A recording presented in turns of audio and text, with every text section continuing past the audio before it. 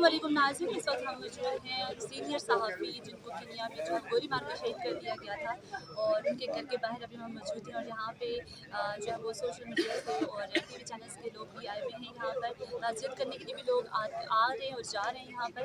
और क्योंकि उनकी जो डेड बॉडी थी वो रात को जो है पाकिस्तान उनको लाया गया है और दोबारा से जो है उन्हें फ्यूज़ा हॉस्पिटल जो है मुंतकिल कर दी गई उनकी डेड बॉडी, क्योंकि उनका जो है दोबारा से पोस्टमार्टम किया जाएगा।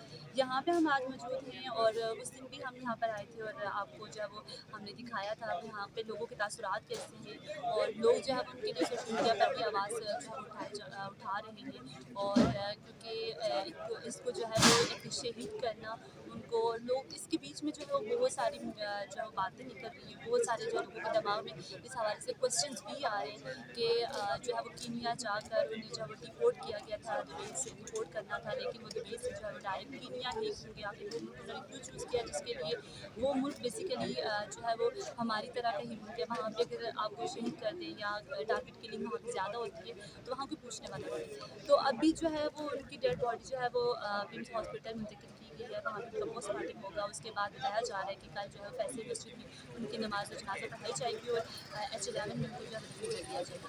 साथ साथ हमारे रहिएगा, मज़ीद अपडेट करते रहेंगे आपको। वक्त के लिए